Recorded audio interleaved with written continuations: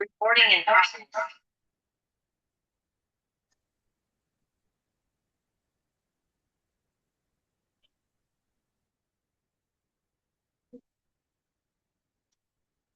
Hello hello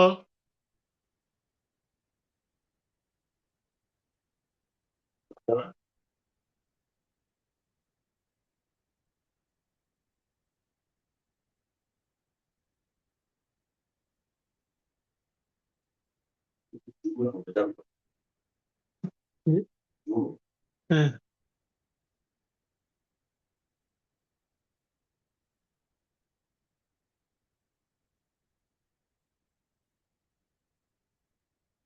sir এটা দিব পিডিবিসিএস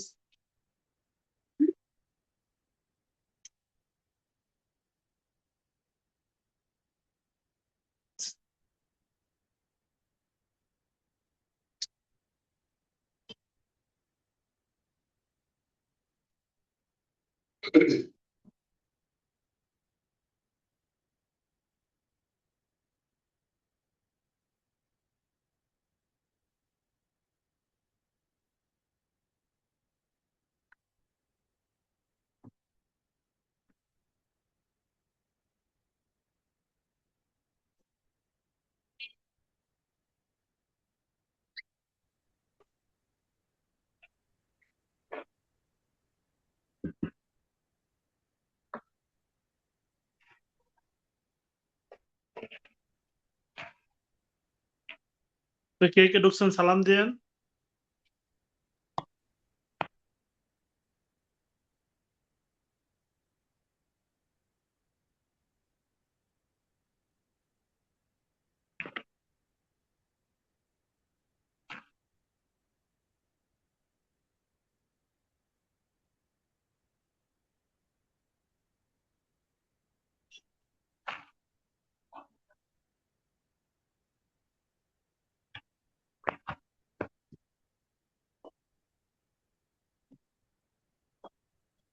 ওদের আর 1 মিনিট। আসসালামু আলাইকুম স্যার। ওয়ালাইকুম আসসালাম।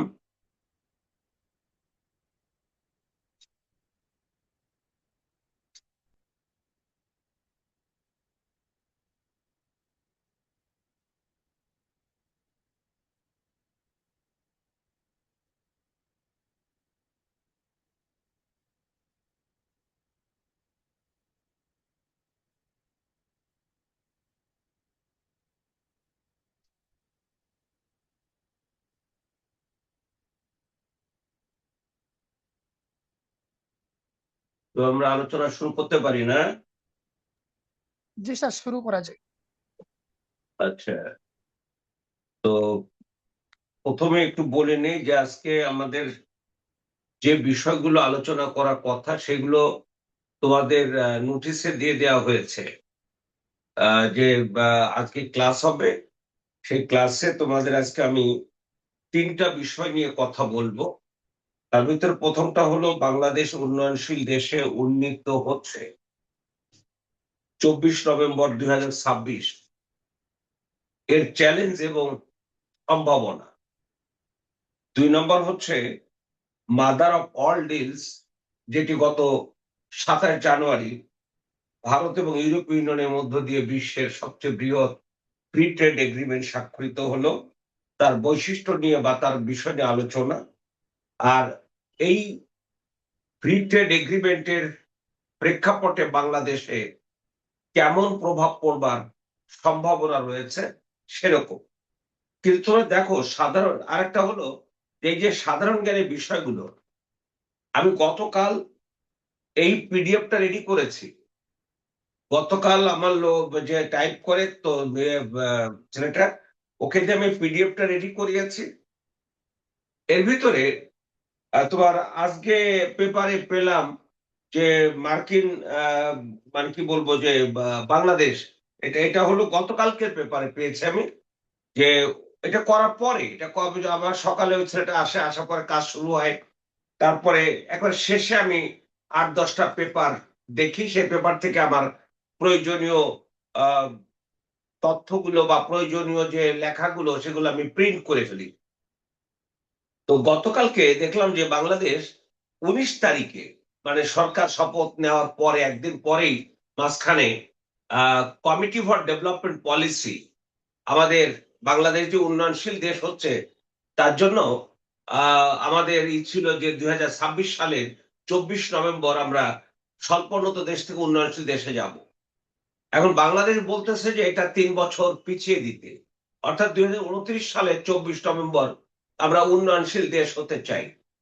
এর কারণটা কি? তার মানেটা হলো যে চেঞ্জ হয়ে গেল। এখন কিন্তু এটা আমার নোট আবার তোমাদের আমি আজকে বলে দেবো, যদি পারো নইলে কালকে সকালবেলায় রেকর্ডটা দেখে একটু করে নিও, আর যদি কেউ না পারো বলো, আমি এটা লিখে দেবো। তবু আমি তোমাদের গ্রুপে লিখে দেবো যে কোন জায়গায় কোনটা যোগ করতে হবে। আর একটা হলো, আমি তোমাদের এই যে বাংলাদেশে আমি তোমাদেরকে বলেছি যে ইসের উপরে নতুন সরকার হয়েছে গত 12 নির্বাচনের পর। এই সরকারের সামনে গত অন্তর্বর্তী সরকার প্রচুর চ্যালেঞ্জ রেখে চলে গেছে। এত চ্যালেঞ্জ রেখে চলে গেছে যে তারেক রহমানের পক্ষে, উনি যেহেতু আগে কখনো রাষ্ট্র পরিচালনা করেননি, যেহেতু আমাদের দেশে প্রধানমন্ত্রী হচ্ছেন সর্বময় ক্ষমতার অধিকারী, মন্ত্রিসভায় তার অনেক অভিজ্ঞ বিজ্ঞ জ্ঞানী মন্ত্রী পরিষদের সদস্য রয়েছেন। তাদের ভিতরে আমি নাম জানি না ওনার,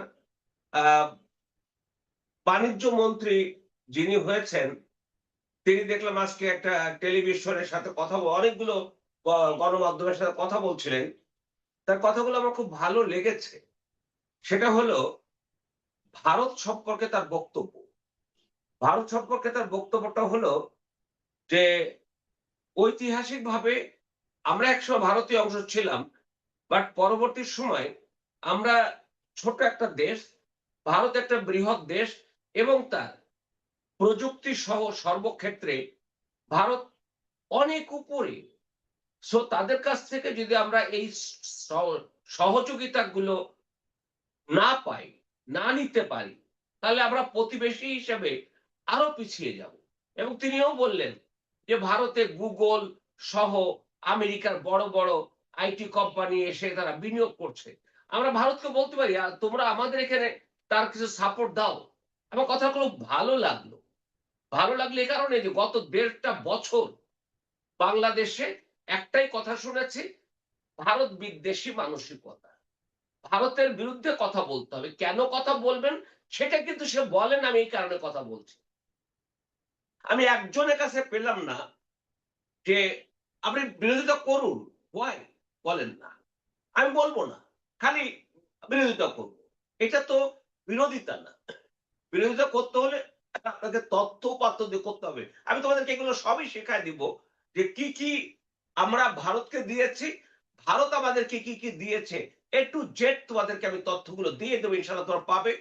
এবং সেখানে আমি তারিখ, চুক্তি এবং তার ইম্প্যাক্ট সহ সবটাই তোমাদেরকে জানাবো। তখন বুঝতে পারবে যে আসল ঘটনাটা কি। তো এখন দেখো, আমি মার্কিন যুক্তরাষ্ট্রের সাথে গত 9 তারিখে আমাদের আজকে যিনি পররাষ্ট্রমন্ত্রী হয়েছেন তিনি, সবাই বোধহয় জানতেছো যে পররাষ্ট্রমন্ত্রী যাকে করা হয়েছে তা নিয়ে চরম আলোচনা সমালোচনা হচ্ছে না, বলতো?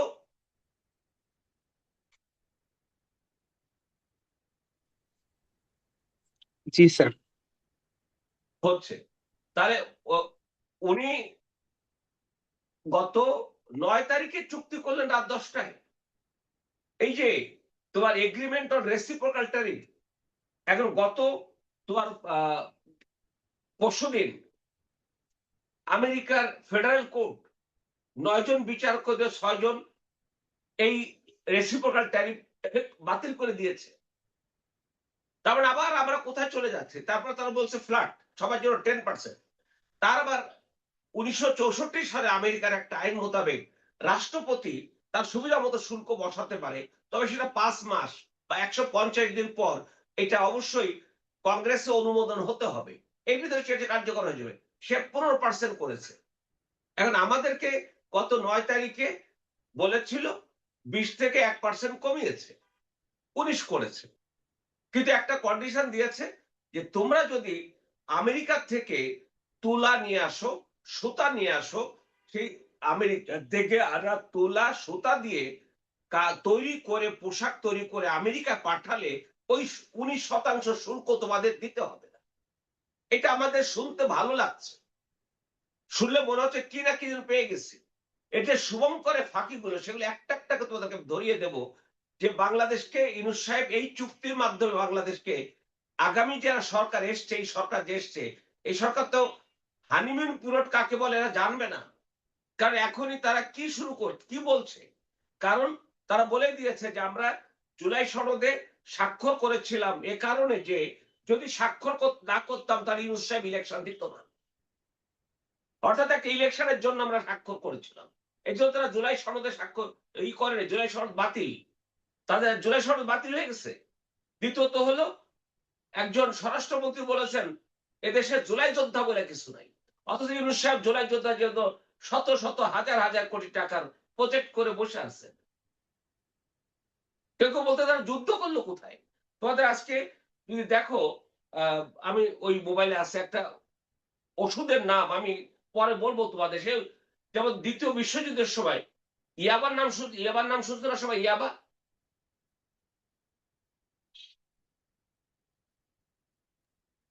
জি স্যার।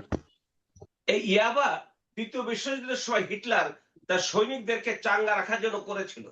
পরে যখন দেখলো যে একটা মাদক আসক্ত আগে এডিক্টেড হয়, পরে বাতিল করে দিয়েছে, পরে আমাদের দিকে হয়েছে।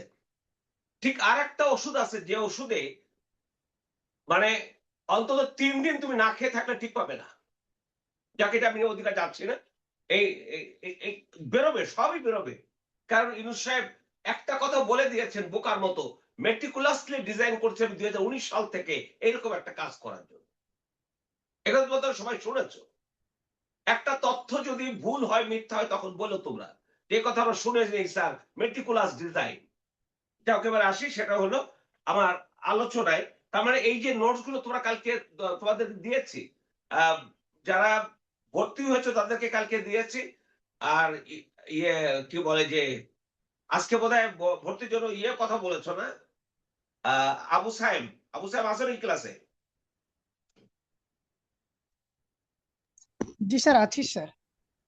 আবু সাহেব তোমাকে রাত্রে দিয়ে দেবনি, আর ওদিকে রহমান তুমি একটু আমাকে নক করো, দিয়ে দেবনি এগুলো। জি স্যার। ব্যাপারটা হলো যে আমরা যেটা বলছিলাম যে তোমরা যারা ভর্তি হয়েছো তারা শুধু জুমে ক্লাস করবে, বাট আজকে তোমাদের আজকে এবং আগামী ক্লাসটা আমি তোমাদের সবাইকে করতে দিচ্ছি, তোমরা করো। মাত্র 1020 টাকা দিয়ে যদি এতগুলো, অন্তত আমার যে গল্পগুলো শুনবা তাও তোমাদের মধ্যে কাজে লাগবে। তো যখন আসার চলে আসি আমাদের মূল আলোচনায়। আচ্ছা, তার মানে দেখো, এই যদি বাংলাদেশের চিঠি দেওয়া হয়েছে, সেটা হলো committee for development policy, CDP.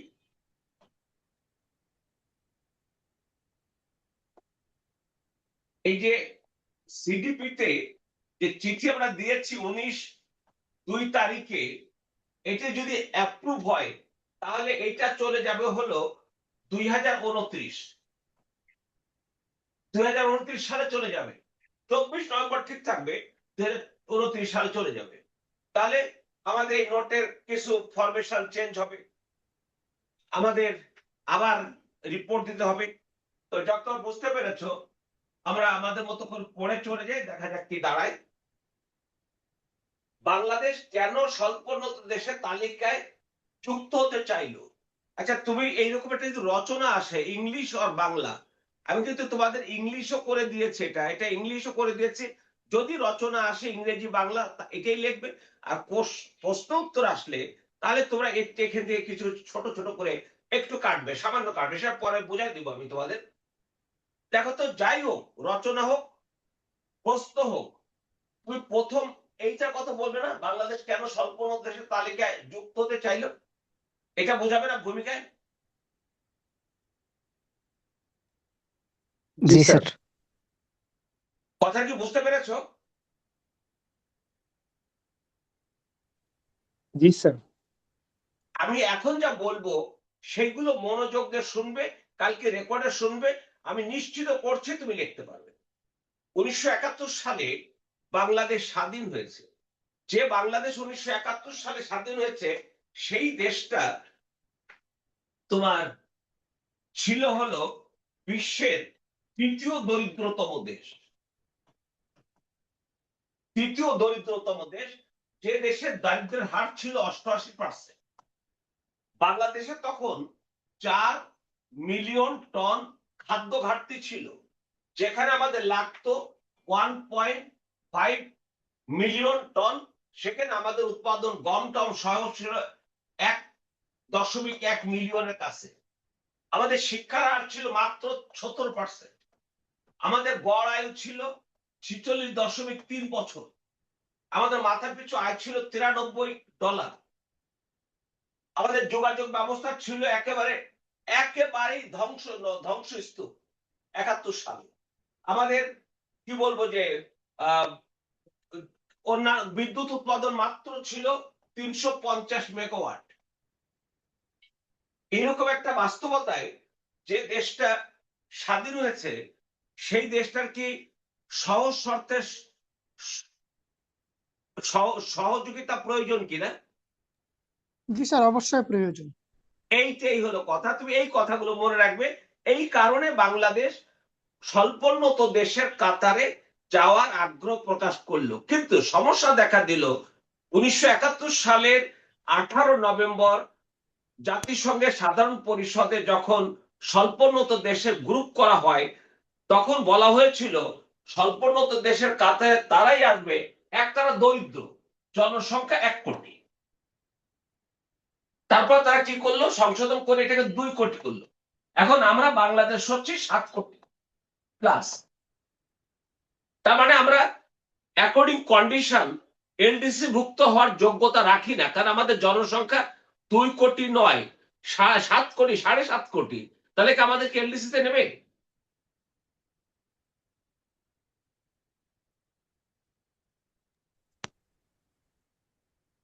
নেওয়ার তো কথা না স্যার। আমরা যোগ্য না। কেন অযোগ্য? আমাদের জনসংখ্যা বেশি।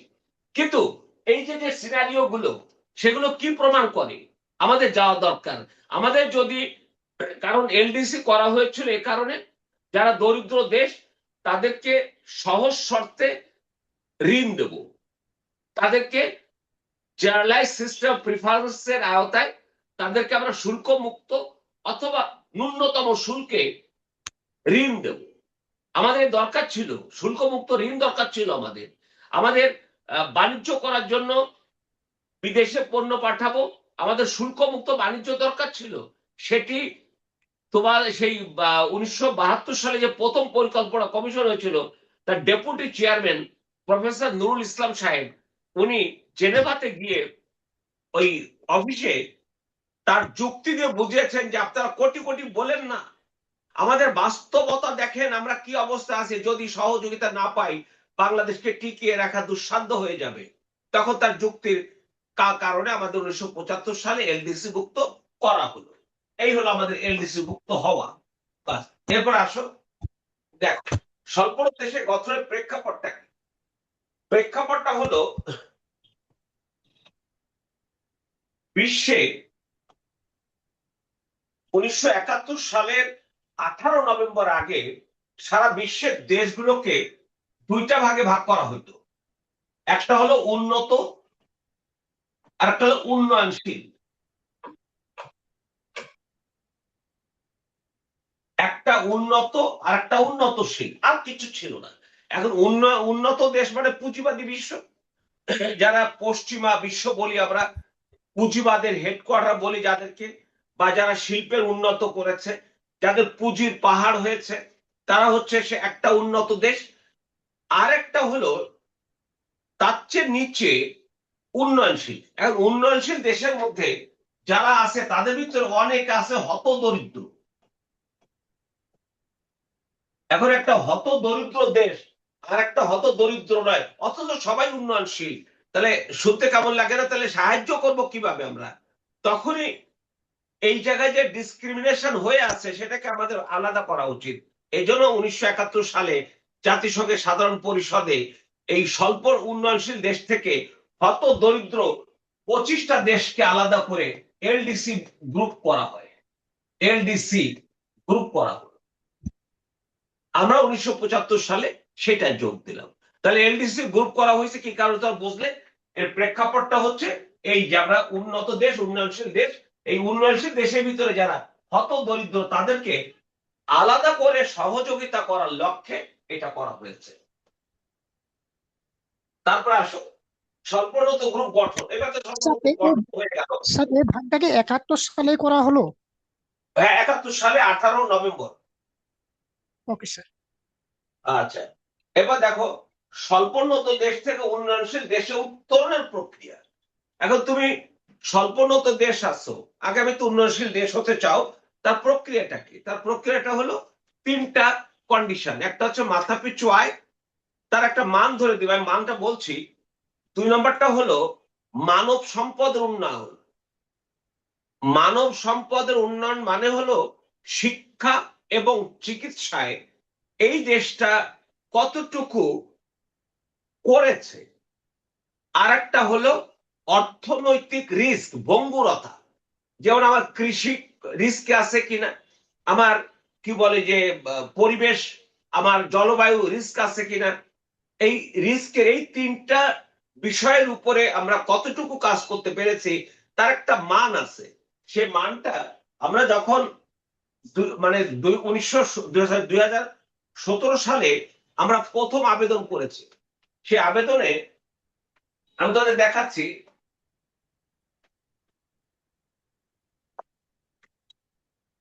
পার ক্যাপিটা ইনকাম এটা বলা হয়েছিল থাকতে হবে $1230। যদি 1230 থাকে বা তার বেশি থাকে তাহলে অসুবিধা নেই, কম থাকলে এটা তুমি পারবে না। আরেকটা হলো মানব সম্পদের উন্নয়ন। মানব সম্পদের উন্নয়ন এর মান হলো থাকতে হবে 100 মধ্যে 66 বা প্লাস, 66 বা তার বেশি থাকতে হবে। আর একটা হচ্ছে অর্থনৈতিক ভঙ্গুরতা, এটা হলো উপর থেকে নিচে 32 বা তার কম। তাহলে একটু দেখো তো আমাদের কন্ডিশন হচ্ছে তিনটা। একটা হচ্ছে মাথাপিছু আয়, যখন আমরা দরখাস্ত করছি সেই বছরে কমিটি ফর ডেভেলপমেন্ট পলিসি, এটা ইকোসকের আন্ডারে একটা কমিটি, তার নির্ধারণ করেছিল কত বলো? 1230। 1230। আমাদের ছিল 1274। 1274, তার মানে আমরা এটা অতিক্রম করেছি। 2 নম্বর মানব সম্পদের উন্নয়নের মান কত থাকতে হবে? থাকতে হবে 30, আর আমাদের আছে 74। 66 বা তার বেশি। এটা আমাদের ছিল হলো 73.2। তার মানে এটা আমরা উত্তরণ ঘটিয়েছি। অর্থনৈতিক ভঙ্গুরতার সূচক থাকতে হবে 32 বা তার নিচে, আমাদের ছিল 25.2। 25.2। বাংলা পৃথিবীর ইতিহাসে মোট 52টি স্বল্পোন্নত দেশ হয়েছে, এর ভিতরে 60টি দেশ উন্নয়নশীল দেশে উত্তরণ ঘটেছে, সর্বশেষ ভুটান 2023 সালে। আর এর মধ্যে এই যারা অ্যাপ্লিকেশন করেছে একমাত্র বাংলাদেশ, সে তিনটা কন্ডিশনটাকে পুরোপুরি পরিপূর্ণ করে 2017 সালে অ্যাপ্লিকেশন করেছে এবং 2018 সালে ফেব্রুয়ারি মাসে কমিটি ফর ডেভেলপমেন্ট পলিসি বলল তোমরা পেরেছো, এবার তোমাদের 3 বছর আবার দেখা হবে। সেই 3 বছর পর 2021 সালে দেখা হলো। আমি এখানে মানটা সব তোমাদের দেওয়া আছে, আমি মান কথা বলছি না। 2021 সালে যখন বলা হলো ফেব্রুয়ারি মাসে এ তোমাদের সাকসেস, তোমরা আবার গ্রাজুয়েশনের যেটা আবার সেকেন্ড টাইম তোমরা অনুমতি পেলে, তোমরা এখন 2024 সালে উন্নয়নশীল দেশ হতে পারো। তখন বাংলাদেশ বলল যে আমরা করোনার কারণে যথেষ্ট সমস্যা পড়েছি, এই জন্য আমাদেরকে 2টা বছর গ্রেস পিরিয়ড বা বর্ধিত সময় দেয়া হোক। তখন কমিটি ফর ডেভেলপমেন্ট পলিসি ঠিক আছে তোমাদের 2 বছর বাড়ালাম, অর্থাৎ 26 সালের 24 নভেম্বর তোমরা গ্রাজুয়েশন হয়ে যাবে মান বজায় রাখতে পারলে। সর্বশেষ যেটা গত বছর সেপ্টেম্বর মাসের আগে আমাদের বাণিজ্যের ব্যবসায়িক প্রতিষ্ঠানগুলো তারা আবেদন জানাচ্ছিল যে আমাদেরকে আরো 3, 4, 5 বছর সময় বাড়িয়ে দেওয়া হোক। সরকার বলল না, আমরা যখন মান অর্জন করতে পেরেছি তখন আমরা বাড়াবো না। এইভাবে আমরা নিশ্চিত হলাম যে বাড়ছে না। তো এখন আমাদেরকে যেটা বলতে হবে সেটা হচ্ছে এই জায়গাটা এসে যে 12 ফেব্রুয়ারি 2026 নির্বাচনে বিএনপি জোট সংখ্যাগরিষ্ঠ বা 2/3 ভোটে জয়লাভ করে সরকার গঠন করেছে। সেই সরকার 19 ফেব্রুয়ারি কমিটি ফর ডেভেলপমেন্ট পলিসির কাছে আবেদন করেছে যে 2026 সালের 24 নভেম্বরের পরিবর্তে 3 বছর বর্ধিত সময় দিয়ে 2029 সালের 24 নভেম্বর পর্যন্ত আমাদের সময় বাড়িয়ে দেওয়া হোক, এই আবেদন করা হয়েছে। যদি এখন কমিটি ফর ডেভেলপমেন্ট পলিসি বাড়িয়ে দেয় তাহলে আমরা 2029 সালের 24 নভেম্বর পর্যন্ত স্বল্পোন্নত দেশে থাকবো, তারপরে আমরা উন্নয়নশীল দেশে যাব। উন্নয়নশীল দেশে গেলে পরবর্তী 3 বছর অর্থাৎ 2032 সালের 24 নভেম্বর পর্যন্ত আমরা যে সুযোগগুলো পাই সেই সুযোগগুলো পাব। এই হলো এখনকার এটার বাস্তবতা। এখন এই জায়গাটায় তুমি দেখো, আমরা যদি এখন চ্যালেঞ্জ গুলো কি, এখানে আমি চ্যালেঞ্জ প্রথম আছি চ্যালেঞ্জ, সবসময় মনে রাখবা যে চ্যালেঞ্জ গুলো আগে লিখতে হবে। তোমার ভালো দিক কি আছে এটা পরে এসে কথা বলো। চ্যালেঞ্জ গুলোর মধ্যে যেটা বলা হচ্ছে যে তোমার আমাদের রপ্তানি বাণিজ্যে সুবিধা হারাবো, রপ্তানি বাণিজ্যের সুবিধা হারাবো। এখন রপ্তানি বাণিজ্যের সুবিধা হারাবো মানে কি, আমরা শুল্ক মুক্ত সুবিধা পাবো না। যখন উন্নয়নশীল দেশ হয়ে যায় তখন সে শুল্ক মুক্ত বাণিজ্য সুবিধা পায় না, তাকে মিনিমাম 12% মতো শুল্ক দিয়ে পণ্য রপ্তানি করতে হয়। তাহলে আমরা যদি এরকম একটা সমস্যা পড়ে যাই, আর গত বছর যারা বলেছেন তাদের বলার কারণটা হলো 2024 সালে আওয়ামী লীগ সরকারের পতনের পর এদেশের জনগণ, এদেশের মানুষগুলো যেটা আশা করেছিল ইউনূস সাহেবের কাছ থেকে, বিনা দ্বিধায় এক বাক্যে বলবো তা জনগণ পায়নি। এবং সেটা সবচেয়ে বড় এফেক্ট হয়েছে যারা ব্যবসায়ী তাদের। শত শত গার্মেন্টস বন্ধ করে দেওয়া হয়েছে মব করে। একটা ইন্ডাস্ট্রিয়াল পার্কে 22টা ইন্ডাস্ট্রি বন্ধ করে দেওয়া হয়েছে যেখানে 44,000 কর্মচারী কর্মকর্তা ছিল। সেই পার্কের আশেপাশে অনেক বাড়ি হয়েছিল, সেখানে তারা ভাড়া থাকতো। সেখানে অনেক এই যে ঘর হয়েছে সেই মানুষগুলো ভাড়া পেত। ওখানে অনেক দোকান হয়েছিল, সেই দোকান থেকে তারা অনেক বেচা কেনা হতো, সেগুলো সব নাই হয়ে গেছে। যে জন্য বিশ্বব্যাংক গত বছর এপ্রিল মাসের 30 তারিখে বাংলাদেশের উপরে রিপোর্ট দিয়েছে 2025 সালে বাংলাদেশে অন্তত 30 লক্ষ মানুষ চরম দরিদ্র সীমার নিচে চলে যাবে। অর্থাৎ তারা বলেছে যে ইতোমধ্যে 4% শ্রমিক তার কর্ম হারিয়েছে। আমি বোধহয় এগুলো কথা বলছি, তোমরা সবাই জানো যে কিরকম কি হয়েছে, ইন্ডাস্ট্রি বন্ধ হয়েছে। এখন একটা লোক পার্টি করতে পারে, একটা লোকের রাজনীতি করার সাংবিধানিক অধিকার আছে, কিন্তু যদি সেই সরকার যদি কর্তৃত্ববাদী হয়, সেই সরকার যদি নির্বাচন ভালো না দেয়, সেই সরকার যদি দুর্নীতি করে, সেই সরকার যদি মানুষের গুম করে, তাহলে সেই সরকারের পতন আমি চাবো। পতন হয়েছে আমরা অখুশি হব না, হয়নি। কিন্তু পতনের পর আমরা কি পেরেছি এদেশের মানুষকে সুশাসন দিতে? উত্তর বোধহয় কি হবে বলতো?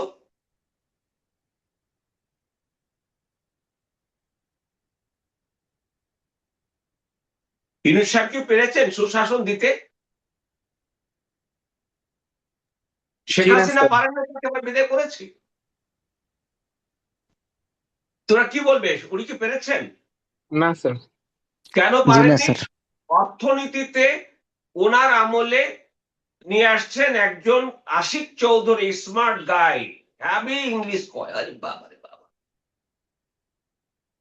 তার আমলে বাংলাদেশের ইতিহাসে গত করোনা কালীন সময়ে গত 10 বছরেও এত নিম্ন পর্যায়ে মাত্র $55 কোটি বিনিয়োগ এসছে।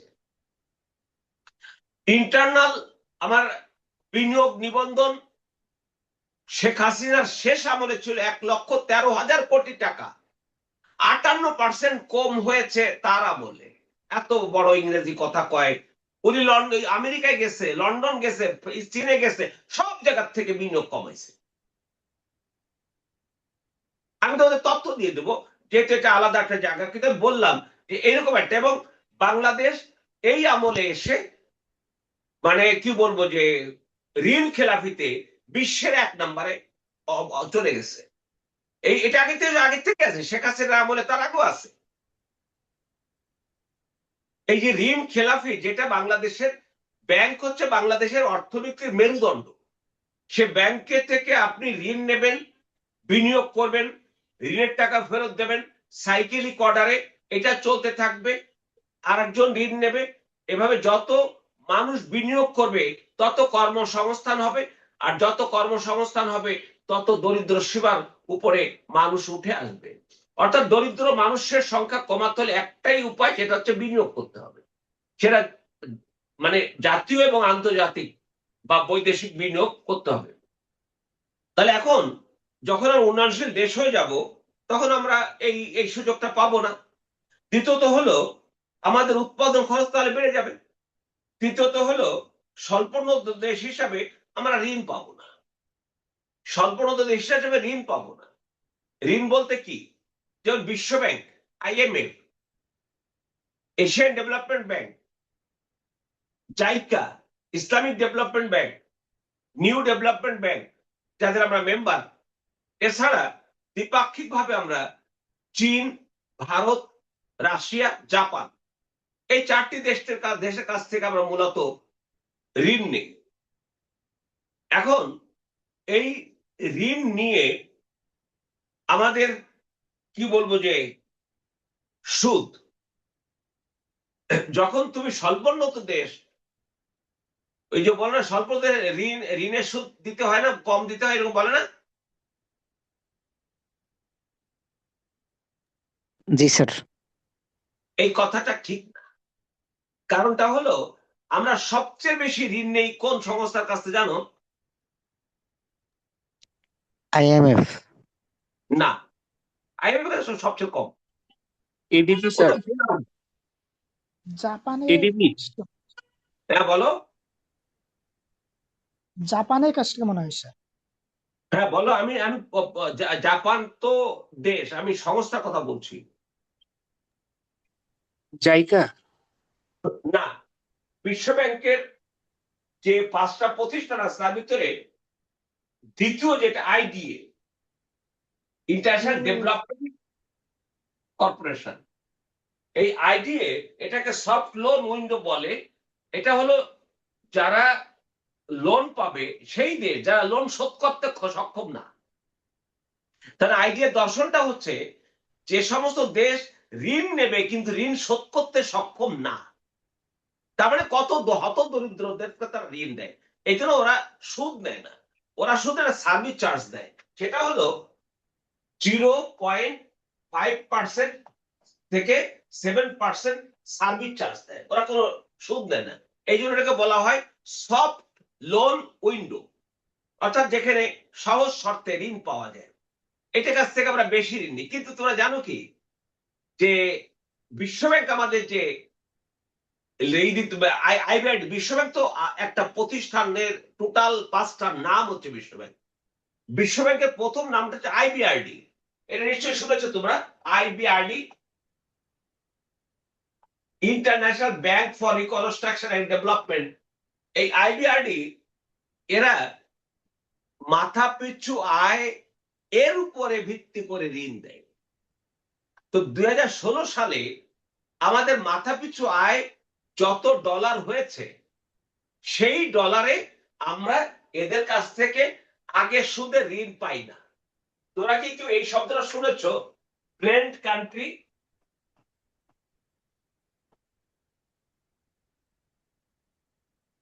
ব্লেন্ড কান্ট্রি এই কথাটা শুনেছে কেউ? BLEND, blend. কেউ না, শুনেছ? স্যার। না স্যার, আচ্ছা, ব্লেন্ড কান্ট্রি হলো এই আইবিআরডি এবং আইডিএ, এদের কাছ থেকে ঋণ নেওয়ার যোগ্য নয়। যোগ্য নয় মানে হলো ওরা ঋণ দেয় মাথা পিছু $800-900 পর্যন্ত। আমাদের মাথা পিছু আয় হয়ে গেছে তখন $1700, $1600। তখন কি সে আমাকে ওই একই হারে লোন দিবে? না স্যার। তখন আমরা বললাম যে ঠিক আছে তুমি লোন বেশি নাও কিন্তু লোন দাও।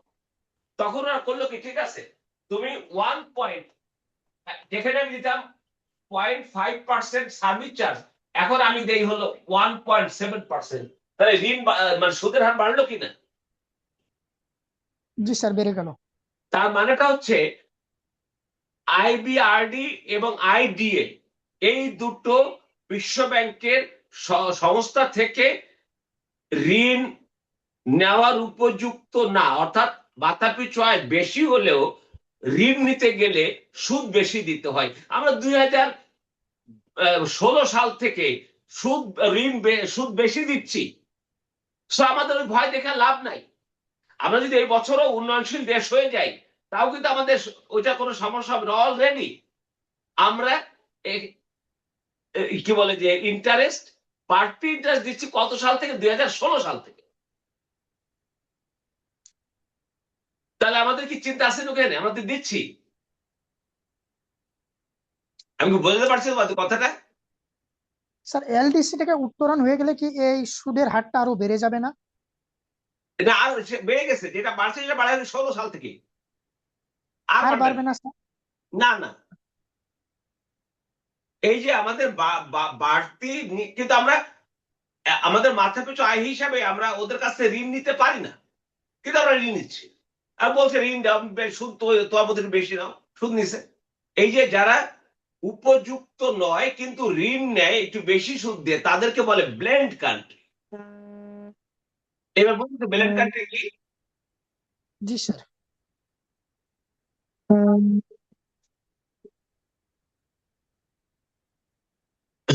আশা করি বুঝেছ। তো যাক, এটা গেল।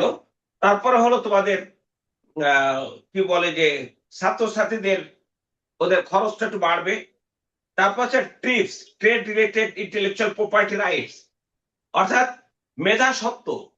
মেধাস্বত্ব হলো এমন একটা বিষয়, এটা কিন্তু টিকাও আসতে পারে।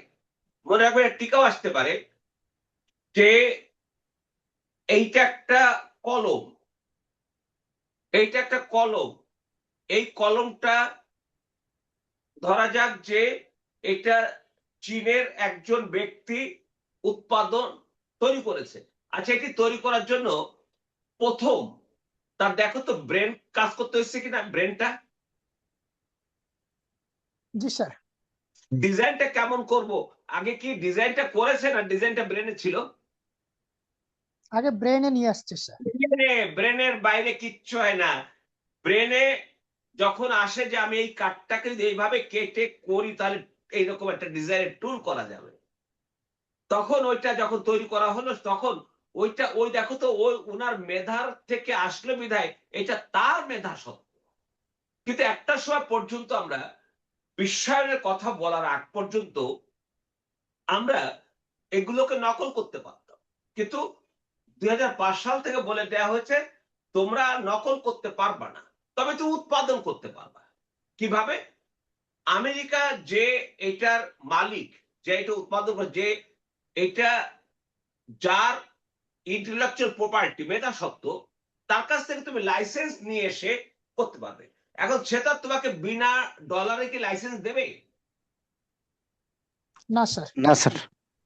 ওই যে দেখেছো এবার, মানে একটা সময় ছিল না জমিদার সবকিছু শোষণ করে, আর সেই শোষণের বড় একটা অংশ চলে যায় সামন্ত প্রভু তথা ব্রিটিশ সরকারের কাছে। আর আমাদের এখানে জমিদার রাজা বাদশারা কত না শান শৌকত, কত না বিলাসবহুল জীবন যাপন করে, কত না সম্পদের মালিক তারা। ওইটা নাই এখন। ওই ওই ওই সেই জমিদারি প্রথা আছে? না স্যার। আচ্ছা, পৃথিবীতে দেখো তো মোট নোবেল পুরস্কার দেওয়া হয় 6টাতে না? জি স্যার। অর্থনীতি এবং মানে কি বলবো যে সাহিত্য, এই দুটো ছাড়া, অর্থনীতিও কখনো কখনো সায়েন্সের বিষয়, অর্থনীতি হয়তো কখনো কখনো তৃতীয় বিশ্বের বা দরিদ্র দেশের কেউ হয়তো পাইতে পারে। আমাদের ইউনুস সাহেব অর্থনীতিতে নোবেল, কি শান্তিতে নোবেল প্রাইজ পাইছে, আবার অমর্ত্য সেন কিসের উপর পাইছে? অমর্ত্য সেন সে অর্থনীতিতে পাইছে। অর্থনীতির উপরে। এখন অমর্ত্য সেন যে অর্থনীতির উপরে পাইছে, আর বাকি যে চারটা, যেমন চিকিৎসা, রসায়ন, তারপরে ফিজিক্স, এরপরে কি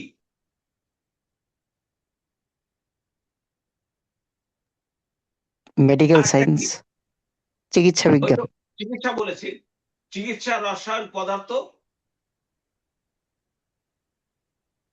অর্থনীতি, ইকোনমিক্স, তারপরে পিস, আর কি একটা ভুলে গেল নাকি? আমি তো ভুলে গেলাম।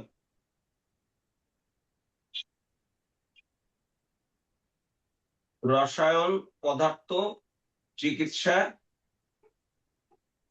সাহিত্য, অর্থনীতি, আর কি? শান্তি। শান্তি। শান্তি।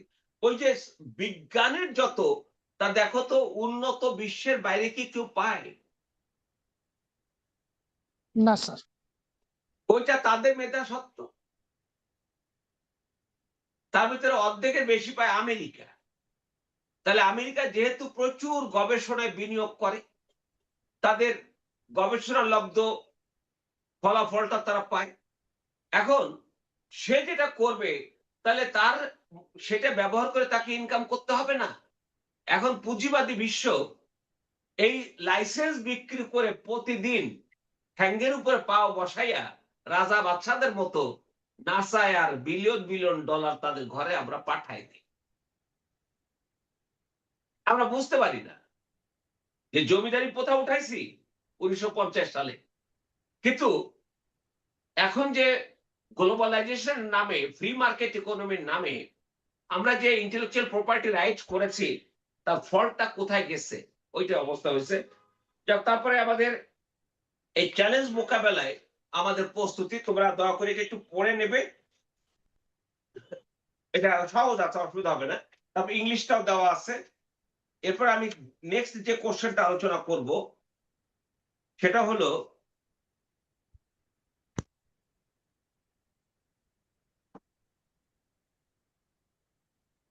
এই যে এখানে সব নির্ধারিত বান্ধা নোটে সব আছে, যা পাওনি আমি একটু পরে দিয়ে দিচ্ছি।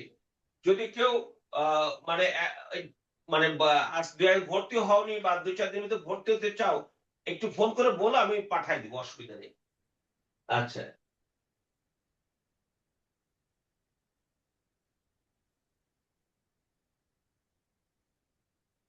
এই যে সব দেওয়া আছে আর ওখানেও দেওয়া আছে। এবার আসো চ্যালেঞ্জ মোকাবেলায় আমেরিকা, ইউরোপীয় ইউনিয়ন। এইবার দেখো, পড়তো একটু, একজন একজন পড়তো।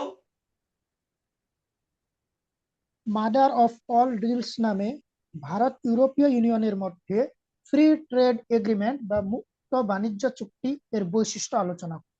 আচ্ছা, 2007 সালে ভারতের সাথে ইউরোপীয় ইউনিয়নের এই ফ্রি ট্রেড এগ্রিমেন্টের জন্য আলোচনা শুরু হয়। যেহেতু 2005 সালে পর থেকে বিশ্বায়ন প্রক্রিয়া সম্পন্ন হয়ে ফ্রি মার্কেট ইকোনমিতে চলে গেছি আমরা, তখন বাজারে সরকারের ক্ষমতা খুব কম।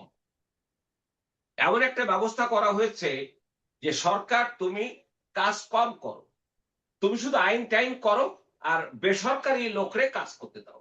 তাহলে যেটা হবে সেটা হলো, জমিদারের মতো, যেমন বাংলাদেশে একটা শ্রেণী আছে না, যেমন আমাদের বাংলাদেশের 1% ধনীর কাছে 41% সম্পদ আছে, অথচ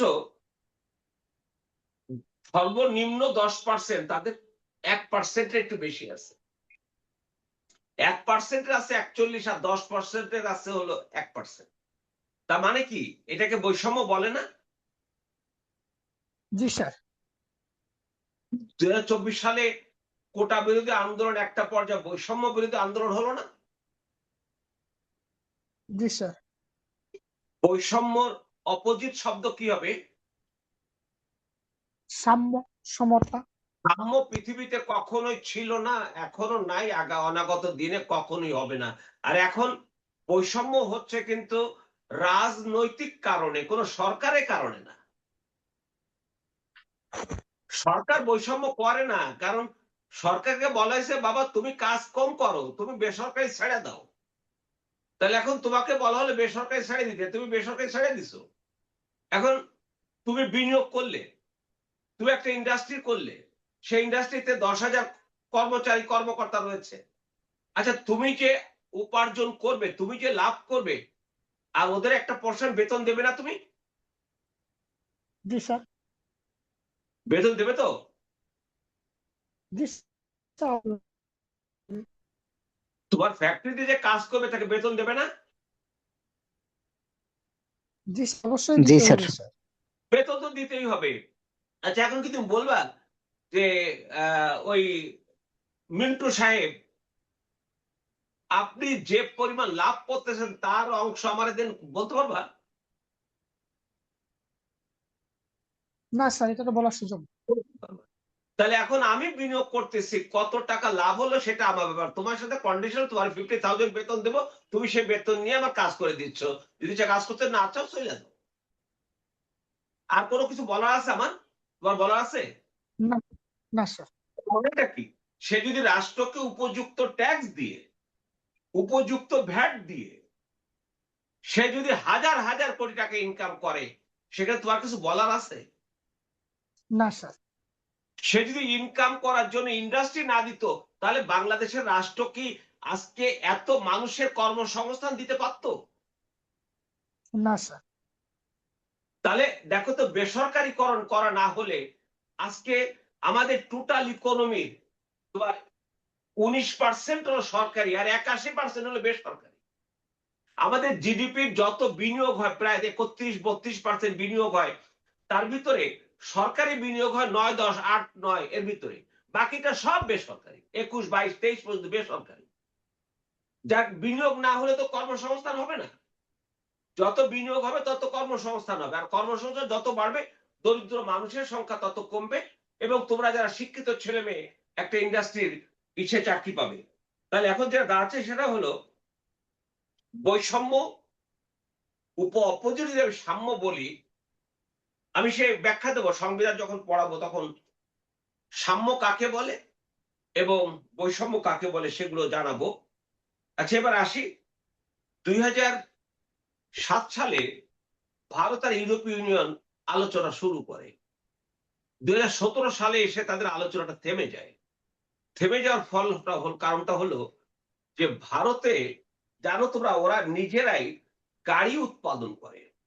ইউরোপীয় ইউনিয়ন বলে যে তোমার দেশে আমার কাছ থেকে গাড়ি আমদানির জন্য তুমি শুল্ক নিচ্ছ 110%।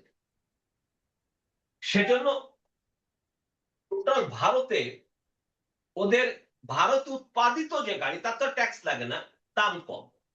সেজন্য মধ্যবিত্ত সবাই গাড়ি কিনতে পারে। তো সেজন্য এই গাড়িটা যখন যদি হয় যে 30,000 ইউরো, তার সাথে 110% যোগ করলে অনেক টাকা বেড়ে যাবে। এই জন্য ওই দেশে মাত্র 3% যারা ধনিক শ্রেণীর একটা অংশ, তারা এই ইউরোপীয় দামি গাড়িগুলো ব্যবহার করতে পারে, এছাড়া পারে না। তাহলে এখন ওরা বললো যে আমরা গাড়ি মার্কেটটাকে ওপেন করতে পারবো না, আমি শুল্ক মুক্ত করতে পারবো না। আবার ওরা বললো তাহলে তোমাদেরকে আমরা শুল্ক মুক্ত ওয়াইন দেব না, অলিভ অয়েল দেব না। এই নিয়ে তাদের ভিতরে আলোচনা থেমে গেছিল। 2022 সালে যখন রাশিয়া ইউক্রেন যুদ্ধ শুরু হলো এবং চীনের যে আগ্রাসী অর্থনৈতিক যে মানসিকতা, সেটা দুই অঞ্চলটাকে আবার একখানে আনলো। অর্থাৎ ভারতবর্ষ যেখানে 140 কোটি মানুষ, আর ওদের ওখানে 60 কোটির বেশি হবে, অর্থাৎ সব মিলে প্রায় 200 বিলিয়ন মানুষের একটা বাজার। তখন ওরা বলল যে এই মুহূর্তে আমরা এটাকে 40%-এ নিয়ে আসলাম। ধারাবাহিকভাবে এটা সরাসরি 10% নামিয়ে আনবে। তাহলে কোথায় ছিল 110, সেটা নামাবে কত? 10% আসলো। পাশাপাশি ভারত এখন আমাদের যে গার্মেন্টস এর প্রতিদ্বন্দ্বী, সে না আমাদের অনেক নিচে, সে 12% শুল্ক দেয়, আমরা শুল্ক দেই না। যখন ভারত শুল্কমুক্ত বাণিজ্য সুবিধা পাবে, তখন সে আমাদের থেকে ভালো করবে না খারাপ করবে? ভালো করবে স্যার।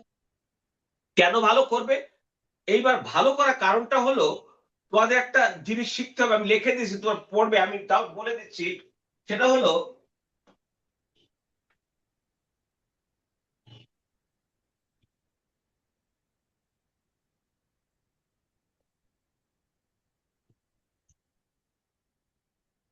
Rules of origin.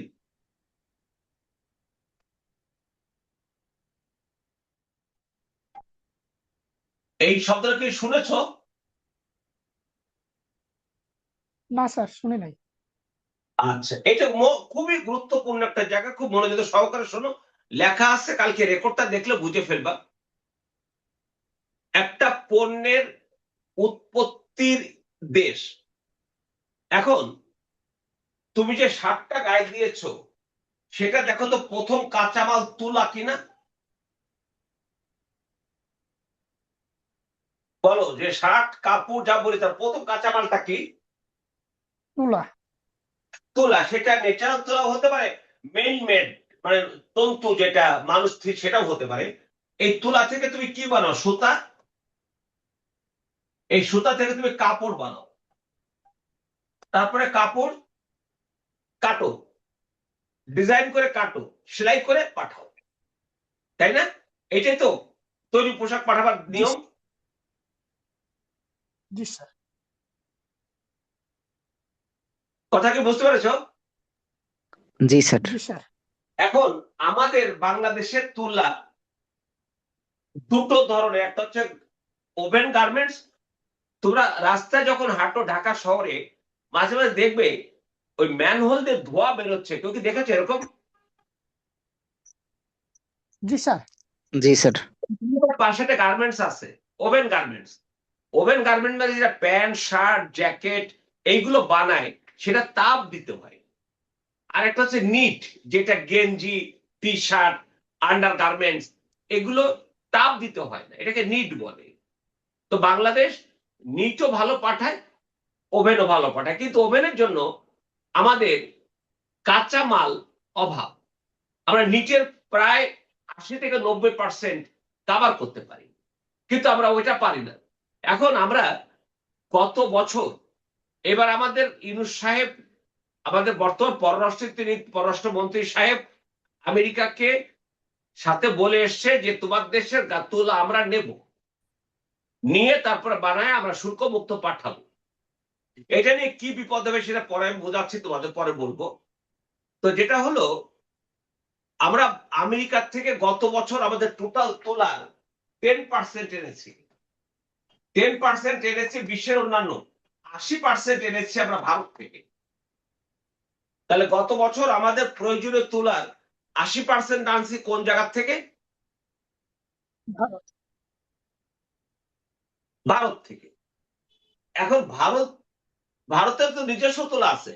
আচ্ছা, ভারতে আমাকে সে এই তুলাটা যখন সে 100 টাকার যে তুলা বেচলো আমার কাছে, কারণ আনতে তো ক্যারিং কস্ট লাগছে না, আমার ঢাকা আনতে আমার কাস্টমস দিতে হচ্ছে না, আমার অন্যান্য পয়সা খরচ করতে হচ্ছে না, ক্যারিং কস্ট দিয়েছে না। জি স্যার। আমি যেটা 100 টাকার তোলা এনেছি, সেটা ভারতের বাজারে একজন ভারতীয় কিনলে সে কত দিয়ে কিনবে?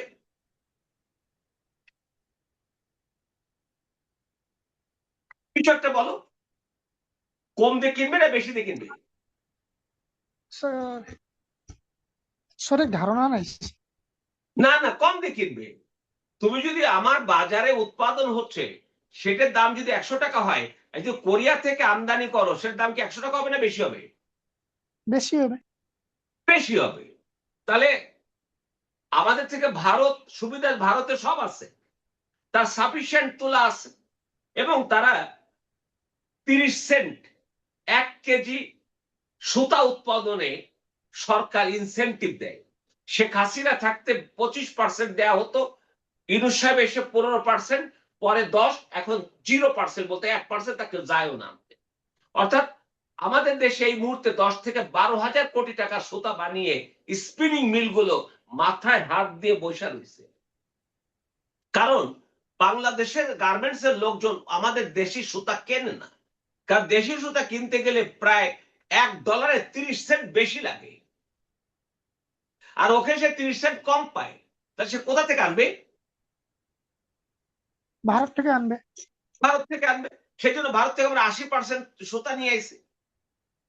এই জন্য বাংলাদেশের সুতা বিক্রি হচ্ছে না, তারা এখন মাথা হাত দিচ্ছে। সরকারকে, ইউনূস সরকারকে বলছে যে আপনি সুতা আমদানিতে হিউজ ট্যাক্স বসা দেন, তাহলে তারা আনবে না, না আনলে আমাদের কাছ থেকে নেবে। তখন আবার এরা দাম বাড়ায় দিবে। এরা যখন দাম বাড়ায় দিবে, বিদেশে আমার তৈরি পোশাকটা দাম বাড়লো কিনা? জি স্যার। দাম বাড়লে প্রতিযোগিতা আমি যদি না টিকি, তাহলে তো দেশের অর্থনীতি শেষ হয়ে যাবে। তা মানেটা হচ্ছে এই যে যে আমার উৎপাদন স্থল, এখন আমি আনলাম, কাপড় আনলাম, কাপড় এনে কেটে তৈরি পোশাকটা পাঠিয়ে দিলাম। তার জন্য আমার ইন্টারনাল মানে অভ্যন্তরীণ মূল্য সংযোজন, ভ্যালু অ্যাড। ধরো তুলা দিয়ে তুমি 100 টাকা তুলা দিয়ে যখন সুতা বানালে, তখন কি সুতার দাম 100 টাকায় থাকবে না বাড়বে? বাড়বে স্যার। কত টাকা হলো তুমি আন্দাজে বলো? 100 টাকা, 120 টাকা। জি স্যার। কত টাকা বাড়লো? 20 টাকা। 20%। ওরা বলে যে তুমি যদি এই অবস্থায় স্বল্পোন্নত দেশ হিসাবে তুমি 30%, এটাকে বলে 30% ভ্যালু অ্যাড যদি করতে পারো, তাহলে তুমি মেড ইন বাংলাদেশ লিখতে পারবা। এই যে অরিজিন, রুলস অফ অরিজিন, অর্থাৎ উৎপত্তি কোথায়? বাংলাদেশে। বাংলাদেশে স্থানীয় মূল্য সংযোজন হচ্ছে 30%। যখন আমরা উন্নয়নশীল দেশ হব, তখন এই মূল্য সংযোজন 30% জায়গা হবে 50%। এই হলো আমাদের এই জায়গার অবস্থা। সেজন্য আমরা বলছিলাম যে ভারত যেটাকে গেছে, এখানে আমরা বিপদে পড়ে যাব। আচ্ছা, এবার আসো, আমি এখানে ফ্রি রুলস অফ অরিজিনের কথা সব বললাম। তোমরা এখানে বাংলাদেশেরটা আছে, ইউরোপীয় ফ্রি ট্রেডের কারণে, সেখানে আমি সবগুলো কথা লেখা আছে। তোমরা যারা নোটস পাওনি তারা একটু ফোন করে আমাকে জানিও, তার হোয়াটসঅ্যাপে ফোন করে আমি তাদেরকে দিয়ে দেবো। তাহলে এখানে 3 নাম্বারটা আছে আমার।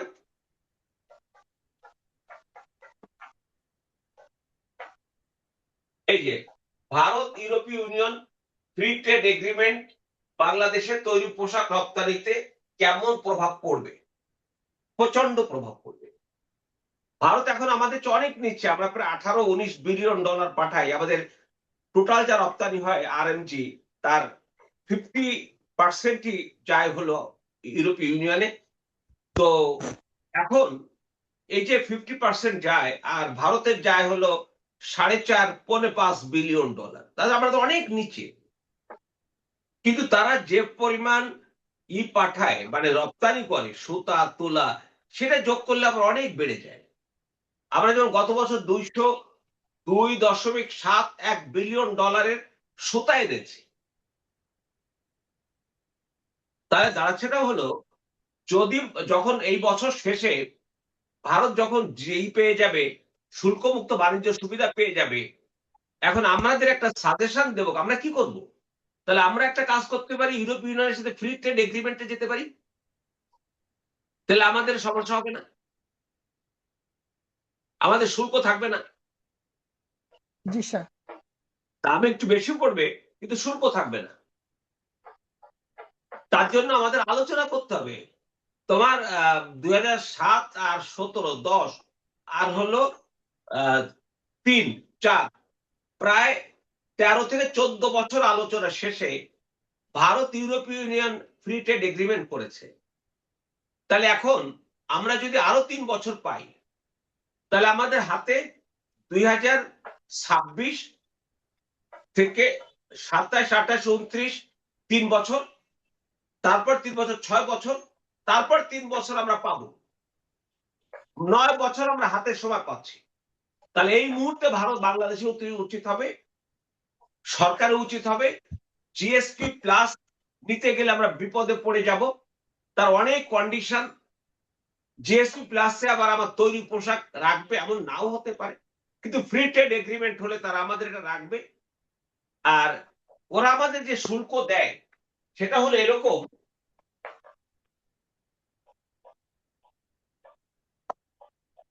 এই যে জিএসপি এর ইলাবাসটা বলো তো একজন, জেনারেলাইজড সিস্টেম অফ প্রেফারেন্স, এর বাংলা কি? প্রিফারেন্স, সুবিধা।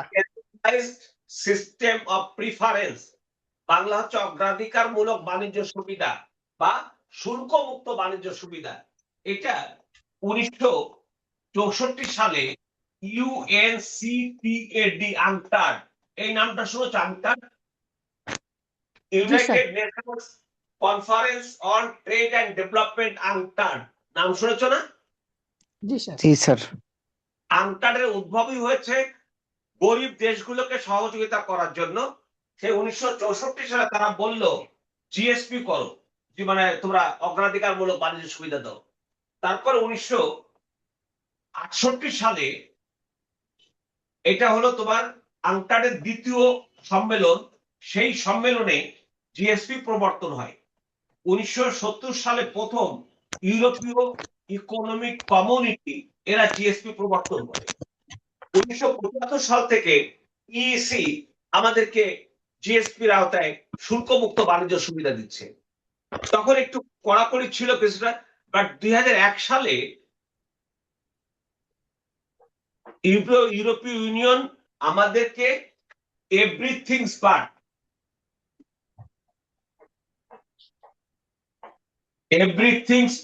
আর্মস,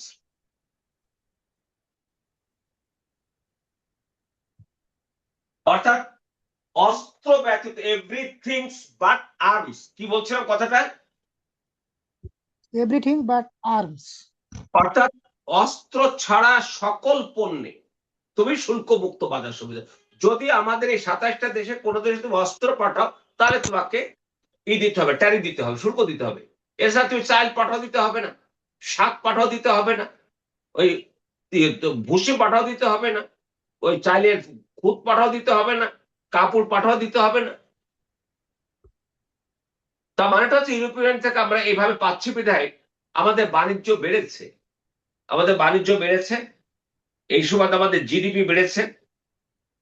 আবার রুলস অফ পলিসি, যেমন আমি যদি শুধু কাপড় নিয়ে আসি তাহলে কি আমার তুলা সুতা এগুলো লাগতেছে? না স্যার। না স্যার। কাপড় আনলাম, কেটে সেলাই করে পাঠিয়ে দিলাম, এটাকে বলে single stage rules of origin, এক স্তর বিশিষ্ট রুলস অফ অরিজিন। সেখানে বলে তুমি 30% এর মধ্যে তোমার হয়ে যাবে, ভ্যালু অ্যাড হয়ে যাবে।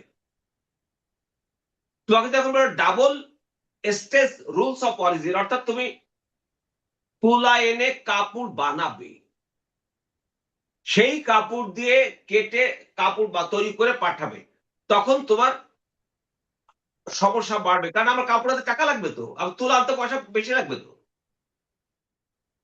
তুলা আনবো, সেই তুলাতে কাপড় বানাবো, আমার ইন্ডাস্ট্রিতে খরচ আছে না? যদি আমি শর্টকাট কাপড় পাই, শুধু কাপড় দাও, কেটে আমি পাঠা দিচ্ছে। একসময় করেছে, আমরা একসময় চাইছি। এখন আমাদের একই স্তর বিশিষ্টই আছে যে আমরা তুলা আনতে পারি, তুলা আনি, আমরা তুলা আনি আমাদের স্বার্থে, যে আমরা নিজেদের ইন্ডাস্ট্রি ডেভেলপ করি। স্যার চীন তো এই কাজটা করে। হ্যাঁ হ্যাঁ, এই হলো বিষয়। তারপরে ইউরোপে সবগুলো তথ্য দেওয়া আছে। বাংলাদেশের করণীয়, ওই যে বললাম যে বাংলাদেশের করণীয় হচ্ছে যে এই মুহূর্তে বাংলাদেশকে আমরা প্রত্যাশা করব যে বাংলাদেশ সরকার যে আবেদন করেছে যে আমাদেরকে গ্রেস পিরিয়ড আরো 3 বছর দেওয়া হোক, তারপরে 2029 সালের 24 নভেম্বর পর্যন্ত, তারপরে আরো 3 বছর আমরা সুবিধা পাবো। আচ্ছা, এবার আসো, আগামী পরশুদিন ক্লাসে তোমাদের সাথে বাংলাদেশ অ্যাফেয়ার্স এর ক্লাস নেব। বাংলাদেশ অ্যাফেয়ার্স এর ক্লাসটা আমি নেব হলো গত পরশুদিন আমি যে সেমিনার নিয়েছিলাম সেদিন তোমাদের দেখিয়েছিলাম যে আমাদের হিস্ট্রির যে জায়গাটা সেই জায়গাটায় ভাষা আন্দোলন, 54 নির্বাচন, 69 গণ অভ্যুত্থান এইগুলো পড়তে বলা হয়েছে। এছাড়া মানে 62 শিক্ষা আন্দোলন, ওটা আগেও ছিল না, মানে পিলবিয়াতে নাই। আর যেহেতু মানে উনি বাদ দিয়ে গেছে, এই মুহূর্তে বিএনপি সরকার সেটা উঠিয়ে দেবে, এটা আমার মনে হবে না। আর তোরা যদি কেউ বলো যে না স্যার আমরা 6 দফা জানতে চাই, সে হাতেও তোমার সময় নাই। জানতে চাইলে আমি তোমাদেরকে জানাতে পারি, ইন্ডিভিজুয়াল কেউ জানতে চাইলে তাকেও আমি কথা বলতে পারি। আমি এই তিনটা আমি পরশুদিন তোমাদের সাথে আলোচনা করব। ভাষা আন্দোলন, 1954 নির্বাচন এবং 1969 গণ অভ্যুত্থানের প্রেক্ষাপট এবং গণ অভ্যুত্থান এবং সেই গণ অভ্যুত্থানের মধ্য দিয়ে আমাদের ফলাফলটা কি হলো। কারণ সবকিছুর ফলাফল একটা, ভাষা আন্দোলন না হলে 71 বাংলাদেশ হতো না। কি বলো, ঠিক বলছি তো? জি স্যার। তার মানে ভাষা আন্দোলন না হলে 71 বাংলাদেশ হতো না। এই দীর্ঘ 23 বছরের পথযাত্রায় যে মহান নেতারা ভূমিকা রেখেছেন তাদেরকে সেলুট জানানো আমার ইমানের অংশ। যারা বাংলাদেশের বিরুদ্ধে, তাদের ঘৃণা করা আমার ইমানের অংশ। তোমরা কে কিভাবে নেবে আমি জানি না, আমার জানার দরকারও নাই। আমি একটা আলাদা মানুষ, তুমি একটা আলাদা মানুষ। আমি চাই না বাংলাদেশে মুক্তিযুদ্ধ নিয়ে আমরা পরস্পর বিরোধী রাজনীতি করি। মুক্তিযুদ্ধের 16 ডিসেম্বর পর্যন্ত যা যা ঘটেছে তার একটা দাড়ি কমা সেমিকোলন পরিবর্তন সংযোজন করার ক্ষমতা আমাদের কারণ নাই। তবে শেখ হাসিনা যেমন ভিশন 2021 দিয়েছেন, করে গেছেন, তারপর ভিশন 2041 দিয়েছেন। এখন এই সরকার কি করবে আমি জানি না, করলে তখন আমি সেটা নিয়ে আলোচনা করব। ভারত ভিশন 2047 দিয়েছে আমাদেরকে দেখা তার ভিশন 47 দিচ্ছে, মানে 100 বছর, ওদের স্বাধীনতার 100 বছর, 1947 সাল আর 2047 সাল। তার মানে একটা জাতির একটা দীর্ঘমেয়াদের লক্ষ্য থাকতে হয় যে আমি আগামী 2050 সালে বাংলাদেশকে অমুক জায়গায় নিয়ে যেতে চাই। বাংলাদেশের জনগণের মাথাপিছু আয় এত হতে হবে, আমার জনসংখ্যা বৃদ্ধির হার এত কমিয়ে এমন জায়গায় আসতে হবে, আমার খাদ্যশস্য উৎপাদন এতটা বাড়াতে হবে, আমার বিদ্যুৎ ব্যবস্থাপনা সাস্টেনেবল করতে হবে, আমার চিকিৎসা সুবিধা বাড়িয়ে একটা প্রান্তিক পর্যায়ে মানুষ যাতে চিকিৎসা সুযোগ পায়, তার জন্য যেমন গত সরকার এই করেছে না, কি বলে এটাকে, গ্রাম পর্যন্ত, ভুলে গেছো,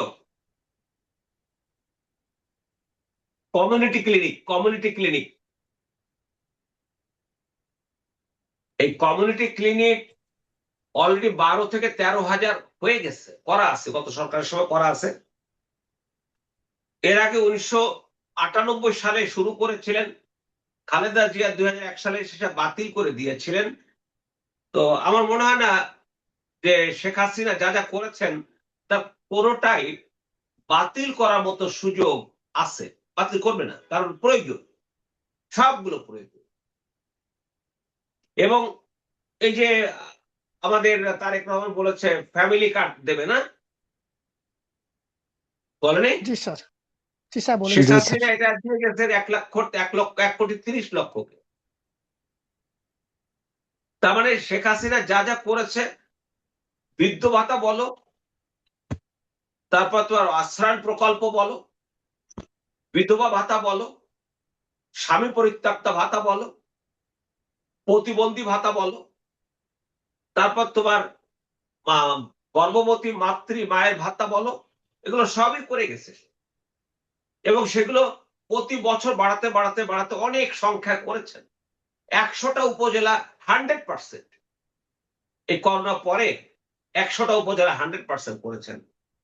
তো এই জন্য এগুলো তো কোন সরকারের পক্ষে বাতিল করা সম্ভব না, কারণ এগুলো জনহিতকর। আর নির্বাচন ভালো দিতে পারেননি, আপনারা এখন ভালো নির্বাচন দেন, হয়ে গেল। ওরা তো আমরা বিদায় করছি, নির্বাচন ভালো দিতে পারেনি, রাগ হয়েছে, টাইছে, কত কিছু আন্দোলন করেছে। পরে কি দাঁড়ালো? পরে যেটা দাঁড়ালো, যারা যাই হোক, ওগুলো গল্প না করি। তোমরা কেউ কোনো প্রশ্ন করবে? তাহলে আগামী ক্লাসে আবার কি কি থাকছে বলা? 1947 থেকে 71-এর আগ পর্যন্ত আমি একটা বিষয় আলোচনা করব, তোমাদের মোট 4টা বিষয় কথা বলবো। তার ভিতরে পাকিস্তান নিয়ে একটা কথা বলবো, দ্বিতীয়ত ভাষা আন্দোলন নিয়ে কথা বলবো, তৃতীয় 54-এর নির্বাচন নিয়ে খুব বেশি কথা বলা লাগবে না, নোটটা পেলেই হবে। সবই নোট একসাথে পিডিএফ পেয়ে যাবে, আগামী কালকে বা বিকেলে পেয়ে যাবে। আমি আগেই দিয়ে দেবো, তোমাদের ক্লাসের আগেই দিয়ে দেবো, পারলে একবার রিডিং পড়ো, তারপর ক্লাসে শোনো, শোনার পরে কালকে আবার রেকর্ডটা দেখো। আই থিঙ্ক তোমরা নিজেরা লিখতে পারবে, বানিয়ে লিখতে পারবে। বলবে কেউ কিছু প্রশ্ন করবে?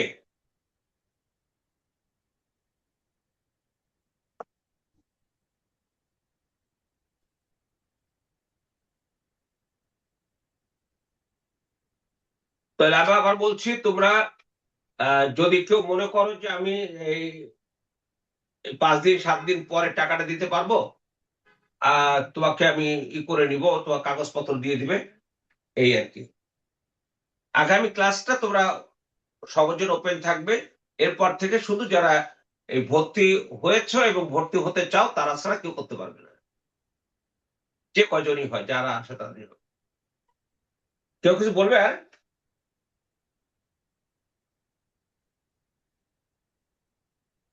কি বলার নাই?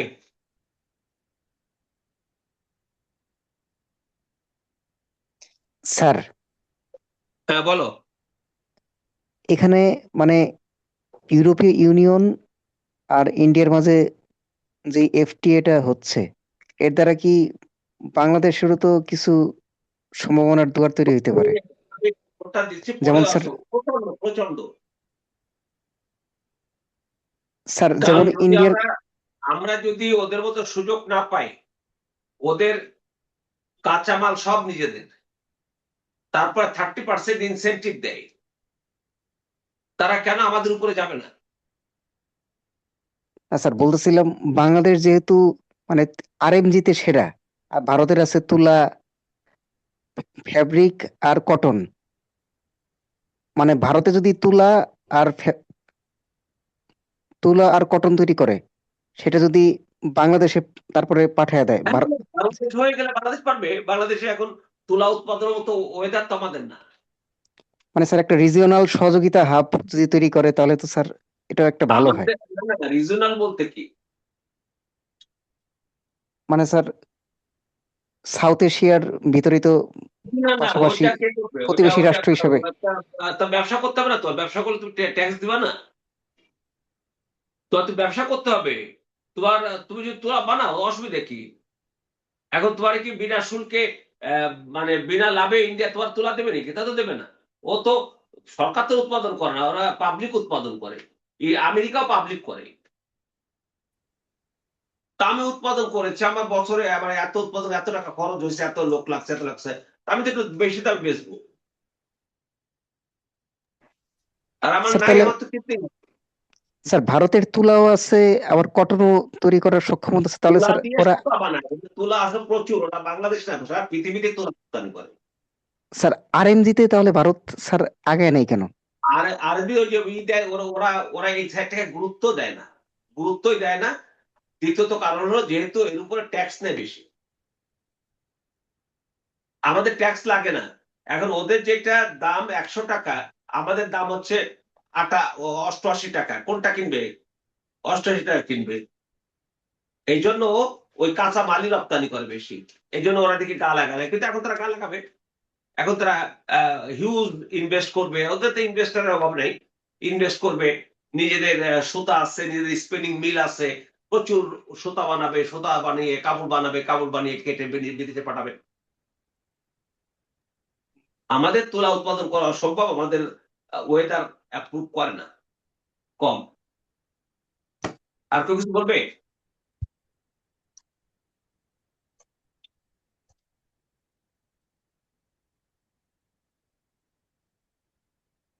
তাহলে আর কিছু বলার নেই। তাহলে তোমাদেরকে আমি শেষবার বলছি, আগামী ক্লাসের আগ পর্যন্ত যদি কেউ মনে করো জানিও। ধন্যবাদ। ধন্যবাদ স্যার।